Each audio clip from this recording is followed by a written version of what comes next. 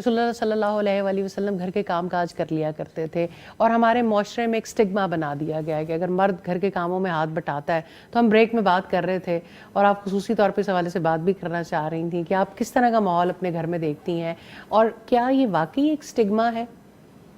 جی جزاک اللہ خیر فائزہ بازی. سب سے پہلے جی بالکل ایسا ہی ہے کہ ہماری سوسائٹی میں جو مرد ہیں شاید بچپن سے ان کی ٹریننگ مائیں ہی ایسے کر دیتی ہیں کہ ان کے ذہنوں میں یہی بات بٹھا دی جاتی ہے کہ گھر کے کام جو ہیں وہ تو خواتین نے ہی کرنے ہیں، وہ چاہے ماں ہو، چاہے بیٹی ہو، چاہے بیوی ہو. تو ہماری فیملی میں بھی یہی ٹرینڈ تھا اور کبھی ایسا دیکھا نہیں تھا اپنے گھر میں کہ کبھی کوئی جو ہے وہ جینٹس بھی کوئی کام کر سکتے ہیں. لیکن یہ کہ الحمدللہ میری شادی کو اس وقت 13 سال ہو گئے ہیں الحمدللہ. تو میں یہ دیکھتی ہوں کہ میرے ہسبینڈ جو ہیں ان کی دو چیزیں ہوتی ہیں، مطلب دو پوائنٹس ہوتے ہیں ان کے اس سوچ کے پیچھے. ایک تو یہ کہ اگر اللہ کے رسول صلی اللہ علیہ وسلم گھر کے کام کر سکتے تھے تو ہم کیوں نہیں. اور دوسری جو چیز ان کے ذہن میں ہوتی ہے الحمدللہ وہ یہ کہ جیسے ان کی یہ کوشش ہوتی ہے کہ اگر آپ دین کا کام کر رہی ہیں اور آپ قرآن پڑھا رہی ہیں تو آپ کی انرجیز جو ہیں وہ وہاں پہ لگنی چاہیے.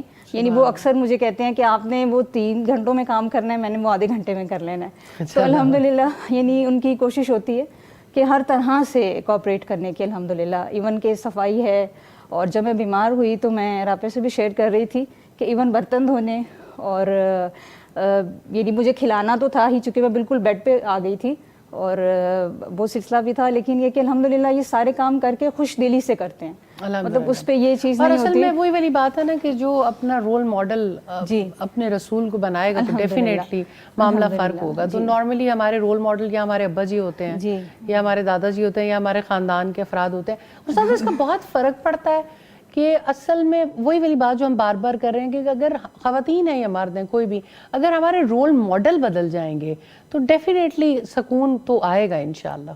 آپ اس بارے میں مزید کوئی بات کرنا چاہیں؟ الحمدللہ یعنی انم نے جو بات ابھی کی بہت ہی پیاری بات، اور اللہ سبحانہ تعالیٰ اس کپل کو ہمیشہ خوشگوار زندگی گزارنے کی اور آپس میں ایک دوسرے کے مددگار اور وفادار بننے کی توفیق عطا فرمائے. یہ بہت بڑی بات ہے کہ دین کے کاموں کی وجہ سے کوئی یہ چاہے کہ میں ضرور سپورٹ کر دوں. تو اگر شوہر سپورٹ کرتا ہے تو بیوی بھی سپورٹ کرتی ہے، اور اگر بیوی سپورٹ کرتی ہے تو شوہر بھی، تو دونوں مل کے ہی اس گاڑی کو چلا سکتے ہیں. اور استاذہ ایک اور بات جو میں ضرور چاہوں گی کہ جہاں بہت ساری بری مثالیں سامنے آتی ہیں، جب اچھی مثال سامنے آئی ہے تو اللہ تعالیٰ نے آپ کو اولاد کی نعمت سے بھی ابھی تک محروم رکھا. اللہ تعالیٰ ایسا کر دے انشاءاللہ، لیکن اس کا بھی کوئی اثر نہیں ہے تعلق کے اوپر. پھر بھی ایک شخص اتنا اچھا ہے اپنی بیوی کے حق میں. میں بلکہ استاذہ سے بھی شیئر کرنا چاہوں گی.